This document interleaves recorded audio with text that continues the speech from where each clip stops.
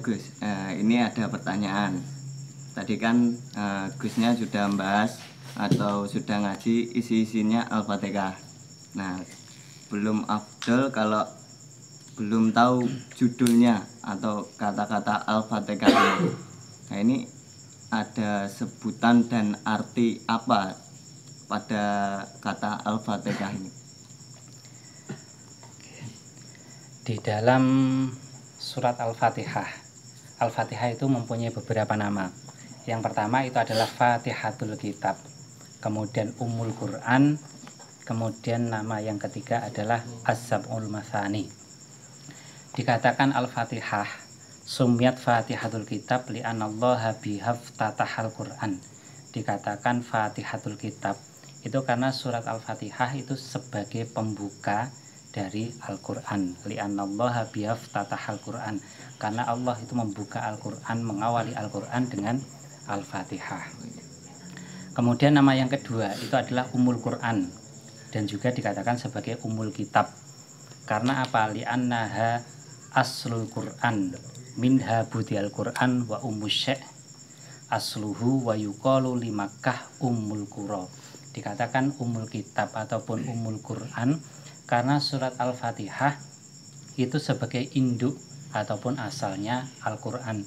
Seperti halnya Mekah itu dikatakan sebagai Ummul Qura ataupun induknya kota. Itu dikatakan Ummul Kitab, Ummul Quran karena sebagai induk dari Al-Quran.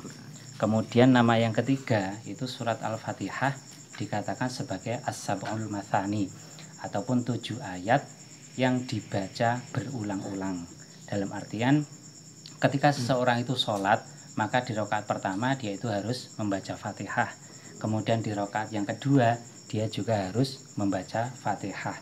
Berarti surat yang isinya 7 ayat dan dalam pembacaannya itu dibaca ulang-ulang, sehingga dikatakan As-Sab'ul Mathani, 7 ayat yang cara pembacaannya diulang-ulang. Ada yang lain nggih? Saya mau tanya, huruf-huruf yang tidak terdapat di dalam surat Al-Fatihah itu apa aja? Ini ada sebuah cerita bahwasanya ada Kaisar Rum ataupun Kaisar Romawi itu mengirimkan surat kepada Umar bin Khattab yang pada saat itu menjadi khalifah.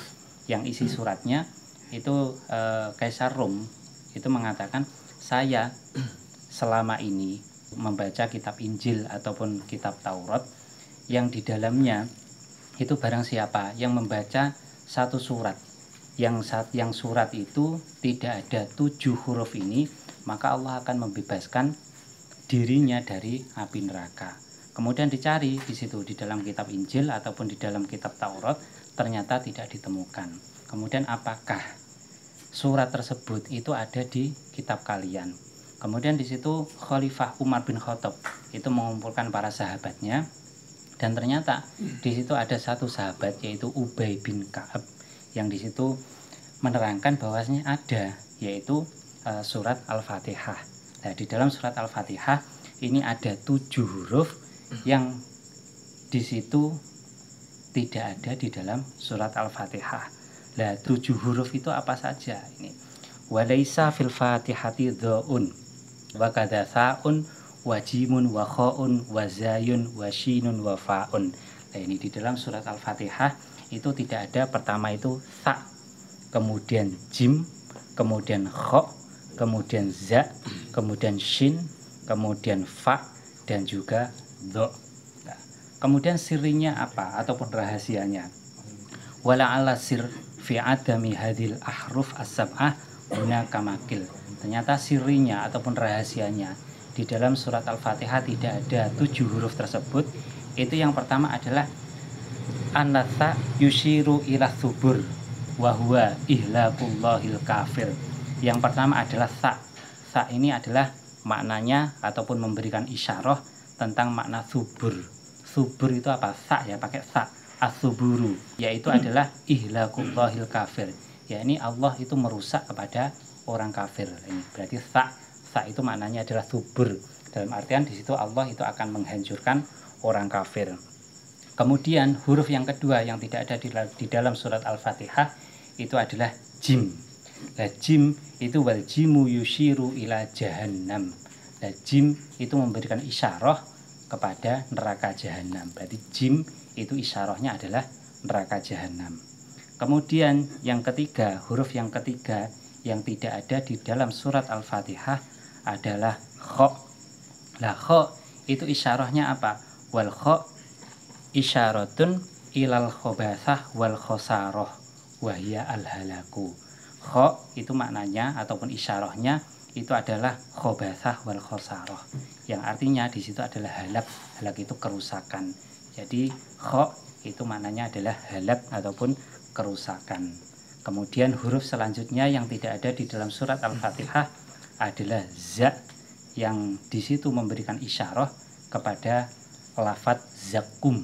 Zakum itu adalah pohon duri. Pohon duri yang di situ berada di neraka jahanam.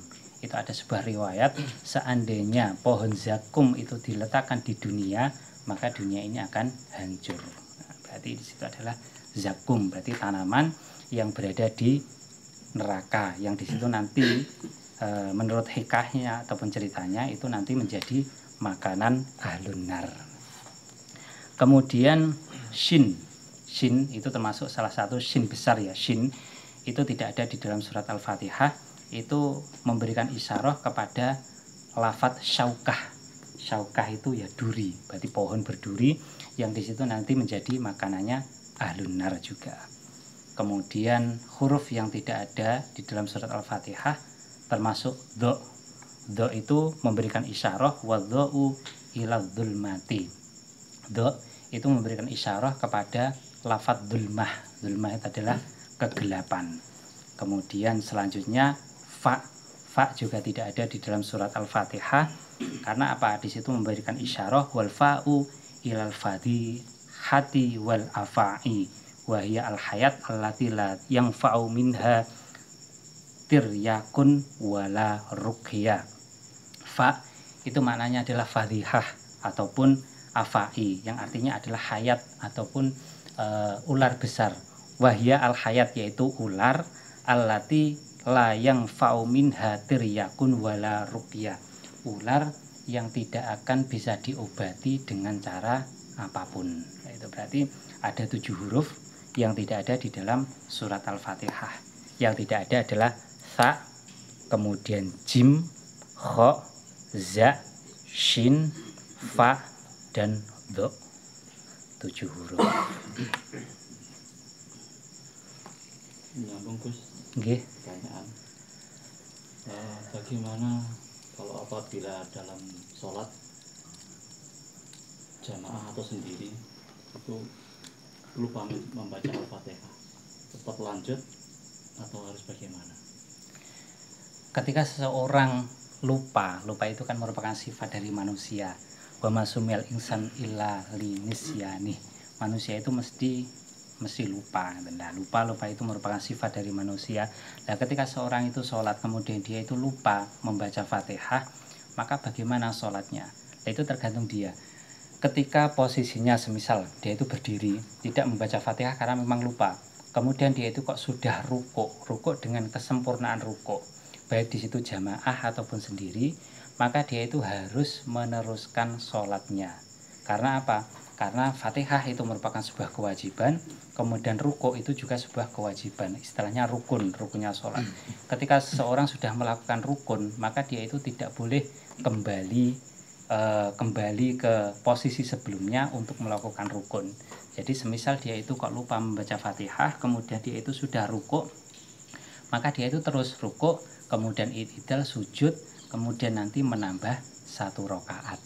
Akan menambah 1 rakaat dengan tujuan apa? Mengganti dari Fatihah yang ia lupa. Tapi ketika kok dia itu kok ingat sebelum sampurna rukuknya, dalam artian semisal baru rukuk, kemudian dia itu ternyata posisinya menjadi imam dan diingatkan makmumnya semisal subhanallah, kemudian dia ingat, loh ternyata belum Fatihah, maka dia itu kembali. Berarti catatannya dia itu bisa kembali melakukan Fatihah ataupun membaca Fatihah kembali berdiri membacakan Fatihah itu dengan catatan ketika rukuknya belum sempurna. Tapi ketika sudah sempurna rukuk maka dia itu harus menyempurnakan rukuknya, kemudian i'tidal sujud, kemudian nanti setelah itu menambah 1 rakaat. Sampun. Tidak ada pertanyaan lain. Oke. Mungkin kajian malam hari ini bisa kita tutup. Ada kata yang kurang berkenan, mohon dibukakan minta maaf yang sebesar-besarnya. Akhiru qouli hadza wallahu yahdina wa yahdikum ila sawa'is sabil. Assalamualaikum warahmatullahi wabarakatuh. Waalaikumsalam warahmatullahi wabarakatuh.